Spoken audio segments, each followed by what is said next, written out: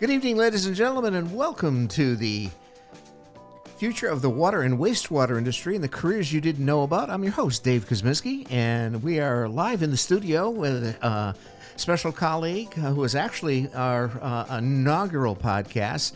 We have Miss Lori Mathieu, who is the branch chief for the Connecticut State Health Department, and she is here in the studio, and we are going to talk about some events that she participated in last month, and testifying down on the Hill and in the Beltway.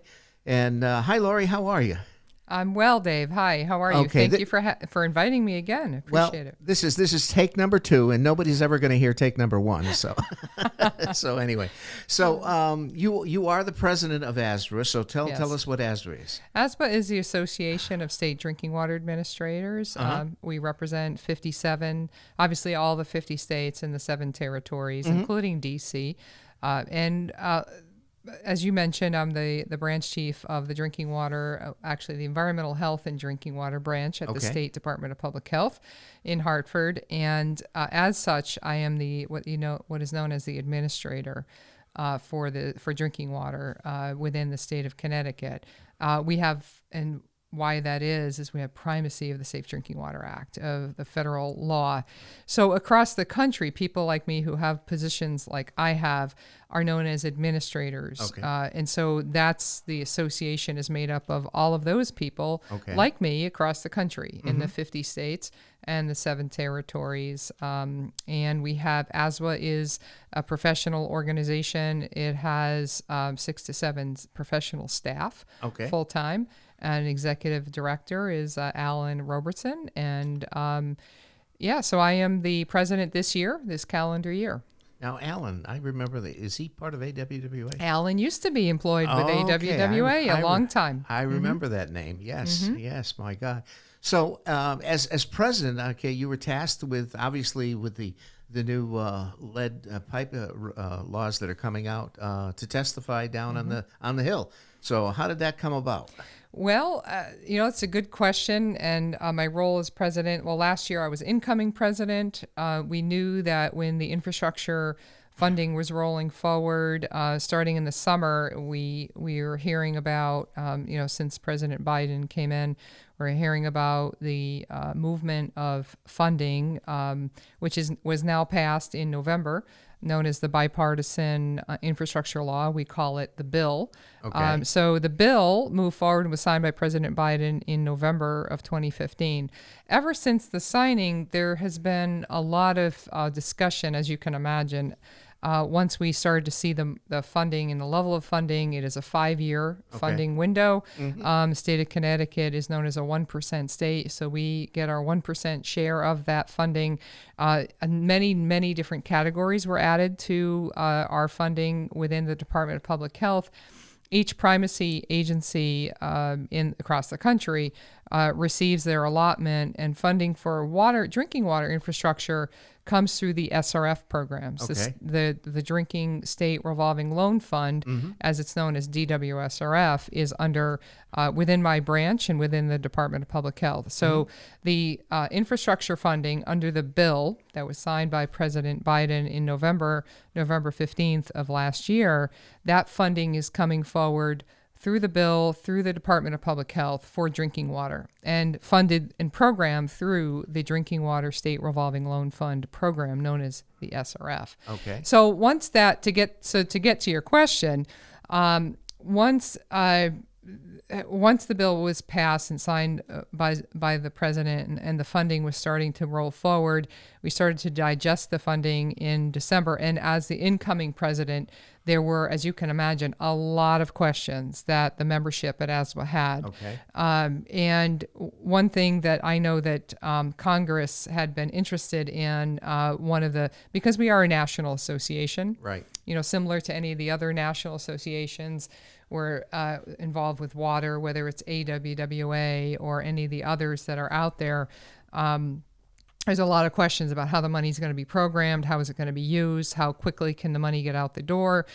Those questions were not only being asked internally within the state government, Okay. through the governor's office, but also nationally. Okay. There's a lot of interest in this money and moving quickly and streamlining the process, and how all of this would be implemented is an important question. So that's why ASWA was asked to testify in front of the House. Let me get the name of the committee correct. The House Energy and Commerce Committee, and specifically a subcommittee on environment and climate change. Okay. So the chair is U.S. Representative Tonko, who's from New York, and he's the chairman of that particular subcommittee. They had invited ASWA, and me as the president, the current president, was allowed to testify. Nice. Now, when the funds are flowing out of Washington, it basically, does it flow through ASWA to the states, or does it flow directly to the states? It flows to the states, and so how? That's a good question. So ASWA is an association, right? So we're a professional association, so we get together and gather and work together across the country. Our mission is to work together to make sure that when we all oversee primacy of the Safe Drinking Water Act, that we can work on consistency of programs. We work and understand each other's programs. We steal each other's ideas constantly. If people have great ideas, why not? Why reinvent the wheel? And also that we know each other very well and can constantly lean on each other to help each other out and work on programming. And a lot of what happened with the bill is there were an enormous amount of questions, because the next month in December, mid-December of 2021, EPA passed the lead and copper rule, or at least the first phase. Yes. So add to the complexity of all of the questions that were out there, the money comes directly to these primacy agencies. So we, as the primacy agency over the Safe Drinking Water Act and Safe Drinking Water in Connecticut, the bill funding will flow through the SRF program. Okay. So the given programs comes through the SRFs, and in Connecticut, the Department of Public Health having primacy of safe drinking water, that's where the money will flow through the EPA. Sure. Yeah. So it's programmed through the EPA to come into the primacy programs and across the country. The primacy programs could be in different agencies, right? In about 33 agencies across the country, it's in the environmental agency. Like in Massachusetts, it's at their Department of Environmental Protection. Okay. Within New England, it's actually split. There's 50-50. So us, Rhode Island, and Maine are in the health department, where the other three New England states are in environmental agencies. Yeah. Now, when obviously the SRF funds, there are a wide category of let's say things that money can be used for. It can be used for infrastructure. It can be used for plan improvements, and also a component of that now is the lead service lines. So. Yes, so correct. So the SRFs traditionally, before the bill funding came along, the SRFs had existed since 1996. Yep. President Clinton signed under the amendments of the Safe Drinking Water Act of '96. It created the SRF program for drinking water. Okay. In clean water, it had existed 10 years prior. So created 25 years ago, we had a program in place. So prior to the bill, it was always about aging infrastructure. Oh, yes. So it was replacing water mains, replacing storage tanks, as you well know. Yes. You've utilized we took part of that. Yeah, yes. exactly. In many, many towns. And we've funded, prior to the bill, we funded, I believe, almost $400 million in projects over the last 25 years in almost 300 different communities in areas, little projects. Obviously, there's 169 towns in our state. Yeah. So, but in many, many areas and many towns, we were able to help, from the largest of projects, which is a $54 million rebuild of a very large treatment plant for Groton Utilities, and serving 85,000 people in the greater, serving Groton and the greater Groton area, but to the smallest of infrastructure projects, such as a $10,000 loan to purchase a generator for a very small system. Yes, I think we took part of that. Yeah, too. Exactly. We've had different programs over the years, the generator program because of Storm Sandy. So we offer small loans, and largest of loans, and it's a leverage program, which means we work with our colleagues at the Office of the Treasurer, what we call OTT, and we also work and partner with DEEP because we're part of, in state law, we're part of the Clean Water Fund. Right. So together we have built a very good program and have been incredibly successful over the years. Now the bill comes along and basically says, well, we're going to add more categories. Lead service line, identification, so inventories and replacement. Okay.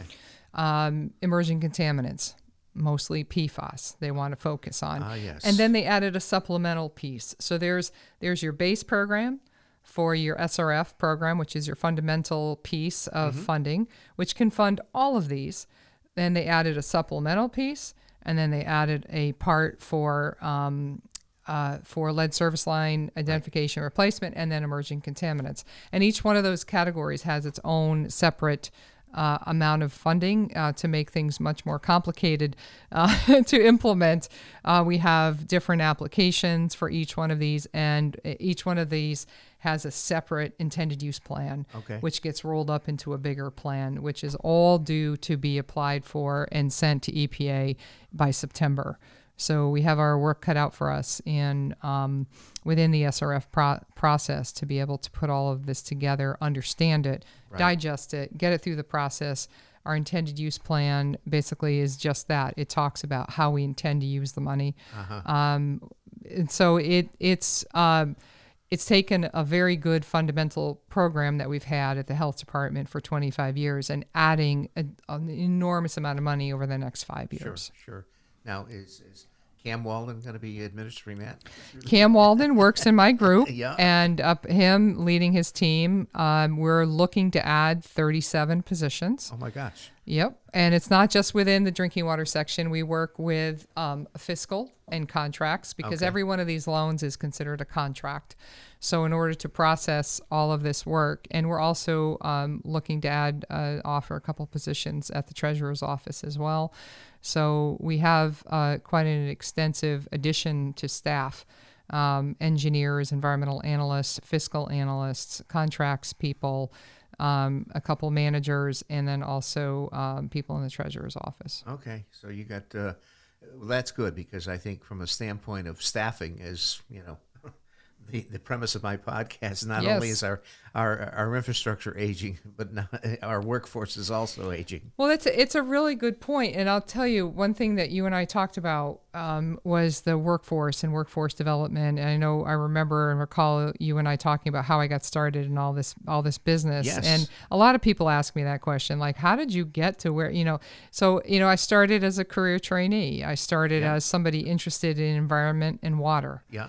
And I took a few classes here and there within school, and I was an engineer wannabe, but didn't get there. But I took some great classes in college that got me interested in environmental issues, environmental protection, and fundamentally, I am a public health person, but also an environmentalist at heart, right? Yeah, so it's a mix of those disciplines, and we really need to focus in on getting kids interested, right out of high school into college and taking the classes that they need to become the engineers, the environmental analysts, the fiscal people that we need to work on these projects. The next generation. The next generation is desperately needed. Yes. Oh, absolutely. And again, that array of occupations, is a wide array. From environmentalists to operators to construction to analysts to you name it, it's out there. In fact, one of my next guests that are going to be coming on, I have Betsy Guerra coming on from the Connecticut Waterworks Association, and she's a lobbyist for CWWA and is dealing with a lot of the legislative updates, the new laws that are coming out, how it affects us, and as far as in relation to the water utilities. Obviously we have the three types of water utilities in Connecticut are the municipals. We also have the regionals as well as the investor-owned. So, as these laws roll out, it affects, those each classification of water utilities in different ways. So, anyway, getting back to, okay, you're going to D.C. Yes, I'm going to D.C. So, was there any type of parameter as far as in relation to that they sent you as far as what you can testify on? Right. So the panel, there was a group pulled together. We were one of five groups that were represented. There were quite a few other groups that wanted in on this, but we were lucky to be one of five as the association, ASWA. And what the focus of this subcommittee on energy and climate change was the implementation of the bill. Okay. And effective and efficient implementation. As you can imagine, that the funding, the billions and billions of dollars that are being poured into lead service line identification, right. And a new rule that was just rolled out in December now had funding behind it, okay. To be able to help communities, and all the different rules, all the different cross-cutter requirements, the federal laws, how to implement this. So how is this money going to get out into water systems, start funding these projects? And they wanted to hear from a variety of different perspectives. So representing the administrators across the country was one of the things, at the state government level. They wanted to hear about the efficient and effective implementation of the bill funds when it came to drinking water. Right. Right. So fundamentally, I represent also Connecticut Department of Public Health, and knowing what we were going through at that moment, we, testified on, I think it was March 23rd. And at that moment in time, we were just going through a call for projects under the SRF. That's how the whole process starts. Every year we do a call for projects. Yep. What that means is we put out to all of the eligible members for SRF. So not everybody is eligible for the SRF. The eligibility is you have to be a public water system that is a community system or a non-transient non-community system that is not for profit. Right. So a school, right? You could apply. A municipal building, you could apply if you're your own public water system. So there's about 725 eligible parties. So we get out there, we notify those eligible parties, we tell them about the funding.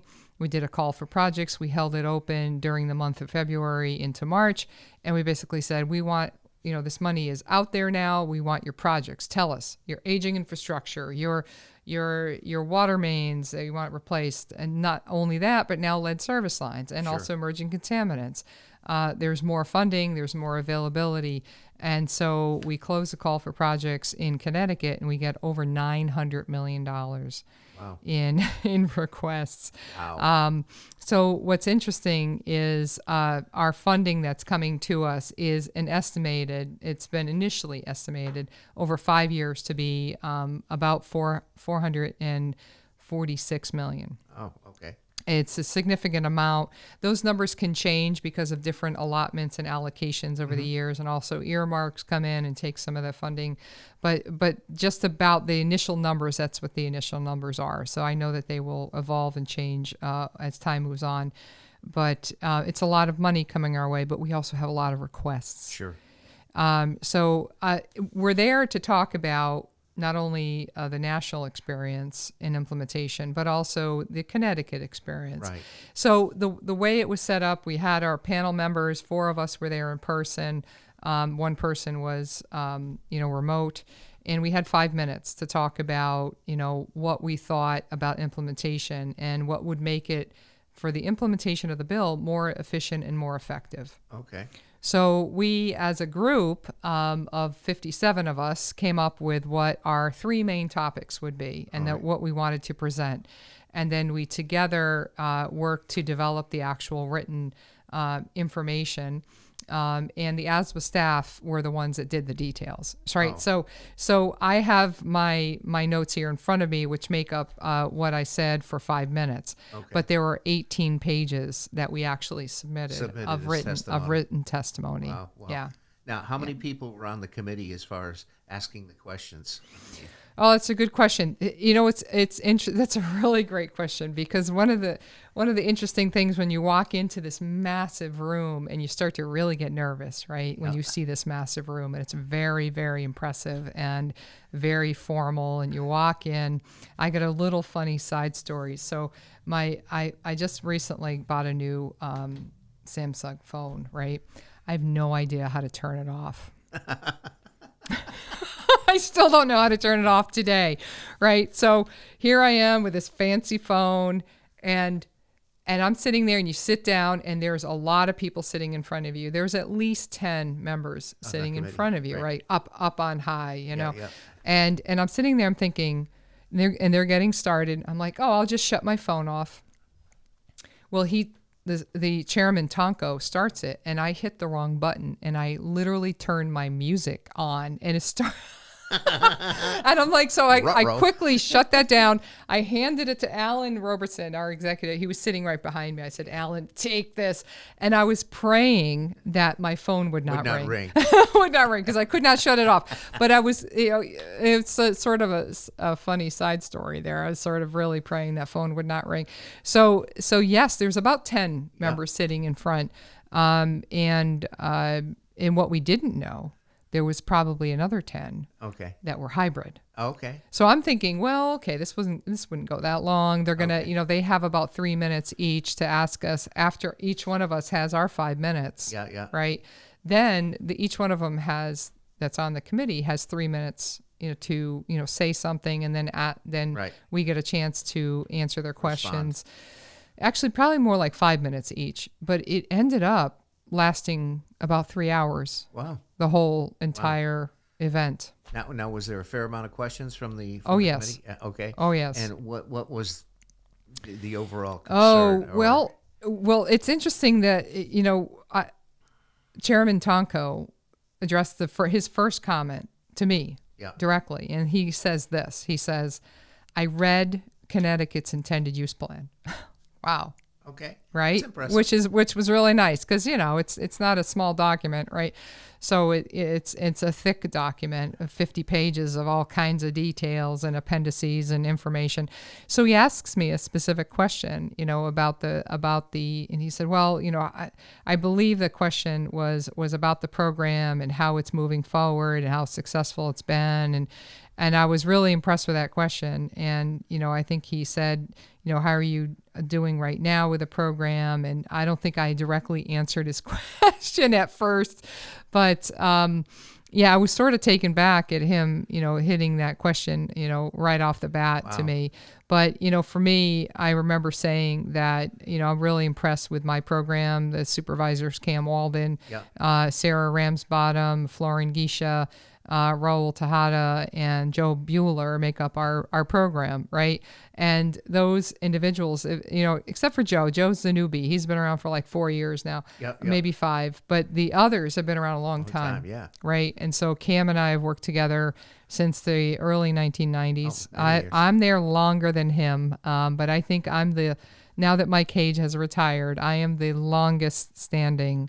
Left one. Yeah, I'm left, especially the one left from the night I started in 1988. So, Cam came along about 4 or 5 years after that, and then Sarah. But we have I remember telling him that we have a really good fundamental program, and if we didn't, that would be not a good thing. So I have a great foundation. We have an excellent plan, and that was the first question right out of the gate. So, it got off to a really good start because we were focused in on Connecticut. So once the actual testimony we had was really focused on 3 main bullets. But when the questions started, I started to pull from my experience, which is Connecticut. Well, that you have. Yes. Well, the fact that he actually read the plan, okay. It was impressive. Yeah, because normally, as far as my experiences and going to DC, I've been to a lot of the AWWA fly-ins. Okay. Most of the time, their staffers read the plans or whatever, and then they basically these are the bullets, and brief the congressmen or senators as far as in relation. So the fact that he read the plan, that speaks volumes. really does. Yes, and it definitely spoke to the fact that he felt responsible. Yeah. As the chair of the group, Sure. and he was definitely leading this committee and moving toward what they all wanted to hear, which I thought was a great opportunity for every person, every U.S. representative having their moment to say a few words from their state's perspective. Mm-hmm. So, a few things that, if I could take just a little chance to mention the three main themes of the Sure. testimony. So one thing that a lot of us were concerned about after Flint, Michigan Yes. was what was going on in Flint. And can that be going on in other states and other communities? And there was a lot of, if you remember that time in 2016, there was a lot of anxiety about what people were drinking and what is their drinking water safe? And we got a lot of questions in Connecticut about that. So the top theme was focusing on getting the lead out everywhere. Yep. Right, to utilize the bill funding in an effective and efficient means to be able to identify where these lead service lines are. Yep. As you and I were chatting right before we started this, we talked about many of the companies that are looking to do modeling to help, to help water companies understand, instead of digging up everywhere, which you could do, they call potholing, to look for lead service lines. That reviewing some records and having some understanding of where lead was used historically and be able to model it is an important aspect across the country. Sure. To help water systems understand. So understanding and focusing on getting the lead out everywhere, because we know that there is no safe level of lead. Right.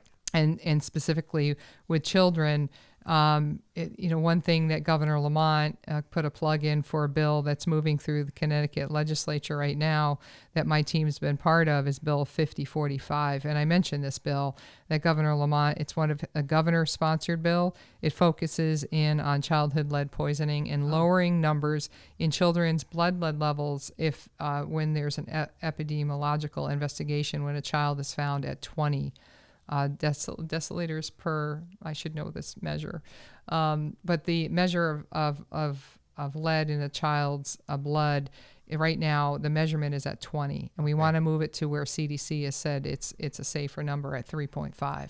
So what this bill does over a couple of years' time, 3 years' time, lowers that epi investigation from 20 to 3.5. So when a child is right now at, say, 22 in blood lead levels, and that is a high number, and it's very concerning, there is an investigation of where that child has been. There's also help for that child immediately and the family. But they investigate the home, they investigate places where the child's been, and they work to remediate the lead, whether it's most of the time it's found in paint. Yep. But water is a very small contributor at that 20 level. But once the levels go lower, we know that water may be shown as more of a contributing factor. Okay. So with us in Connecticut and the governor, behind Bill 5045, it really is important to understand the sources of lead and to eliminate them. Lead service lines being one of them. So the second point is flexibility and ease in bill implementation. We know that there's a lot of must-dos in the bill language from Congress, and one of the central cores is helping disadvantaged communities. Okay. So within the President Biden's one of their goals is to utilize 40. It's called Justice 40. It's to utilize 40% of the funding to help Sorry, I'm getting an after work notification about something going wrong in a water system. So. So you're on call. Yeah, I'm always on call. Yeah. Okay, that's not mission critical at this point. But so the next point being that ease and flexibility. One thing I think what is going to be interesting to work on is how to define disadvantaged communities. Right now we have a certain definition, but how is that going to evolve over the years to make sure that this funding can flow to people that need the help the most? And streamlining the SRF process is something that in the application process, I know a lot of utilities in Connecticut say, wow, it's such a bear of a process. It takes a long time, and it does. Yeah. And we've actually worked to streamline the process. But, working together also on these national waivers, there's requirements for different things. And in particular, Buy America, Build America, known as BABA, and Davis-Bacon Acts. We want to be able to abide by those parts of the infrastructure funding, but we want to make sure that it's streamlined to the best that it can be. And then our third point was sustainability, working on sustainability, durability, and longevity. And what that essentially means for us, and workforce was part of it, is that we need to make sure that when this money is invested and helps the people that need the help the most and everyone else along with it, is that we're building systems that are sustainable, that are durable, and that have longevity. And part of that is workforce development. Sure.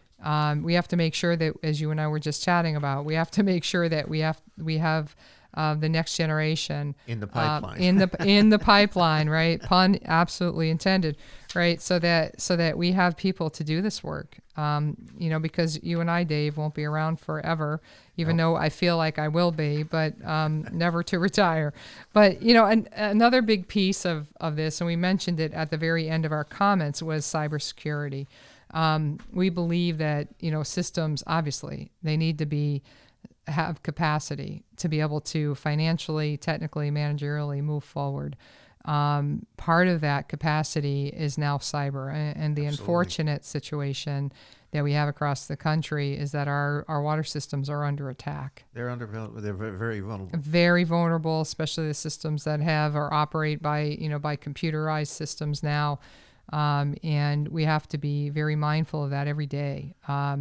It's quite an interesting thing. So cyber is part of that durability that we're really looking for to make sure that we can help, and this money can be utilized to help with cybersecurity as well. Sure. Well, that's good to know, because we're embarking on a skater project in Portland. So up to now we've been pretty much old school as far as that goes, and obviously from efficiency standpoints, and managing a dwindling workforce, you need those technological tools to be able to perform the stuff that you used to have 3 or 4 or 5 guys to do.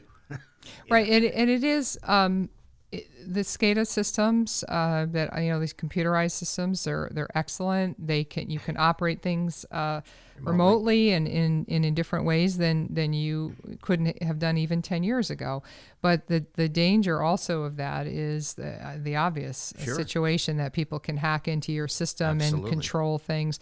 So there are ways. There's some of the most simple, basic things you can do, and we actually have sent out some information about, here, fill out this form, and some of it is, are you changing your staff's passwords? Yes. I mean, it's as simple as some of this most basic things. Sure. Do you have the same password for absolutely everything in your life and you never change it, right? I mean, but it's so true when EPA and the cyber, the people in the Department of Homeland Security, put together some of the most basic things, was that find that they weren't paying attention to basic security of their and upgrading your Windows operating system, all right, and getting to the most up-to-date information so that you had the security patches that come along with the most up-to-date software. Wow.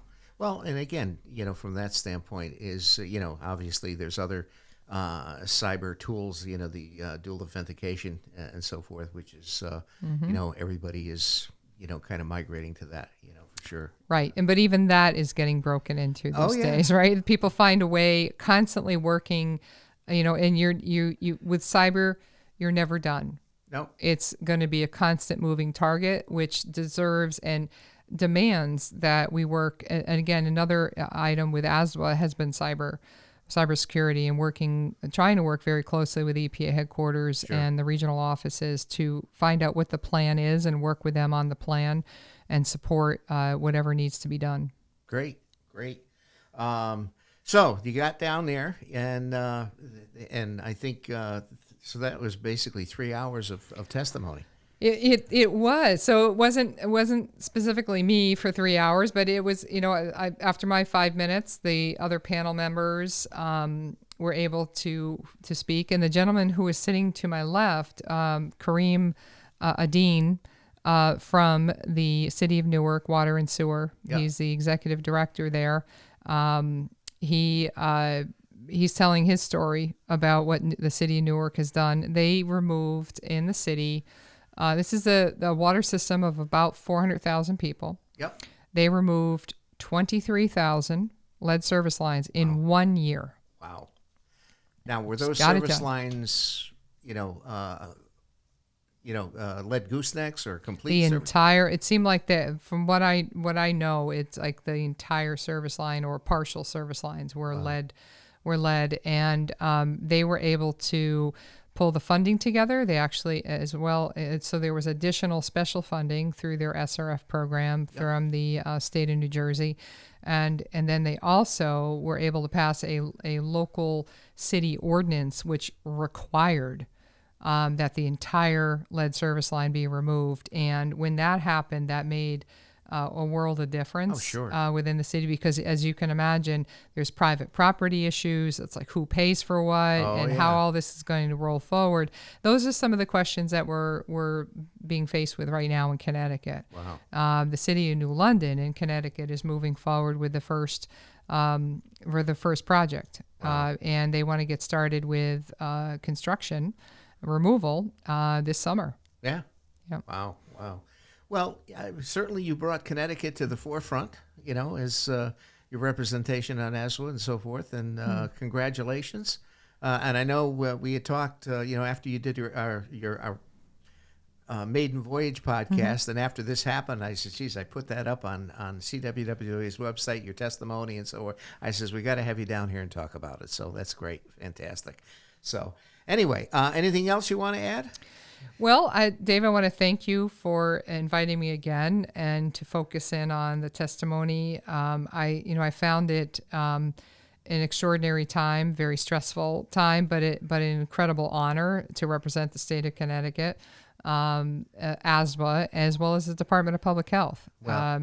So it was an extraordinary moment, and I felt very honored to be able to do that. Well, you do it, and you do it very well. Your knowledge base, and I know I've known you for many, many years, and it's been an absolute pleasure to work with you, beside you, and on a variety of initiatives. So again, thank you for coming down, and we'll get this up and so forth. So we should be all set. So, all right, ladies and gentlemen, this is, I believe, it's our episode number 14, Miss Lori, and this is our future of the water and wastewater industry and the careers you didn't know about. And with us tonight, we had Miss Lori Mathieu, our branch chief for the Connecticut Department of Public Health, talking about her testimony down in the Beltway in Washington, D.C. So thank you again, Lori, and we'll talk soon. Thank you. Thank you.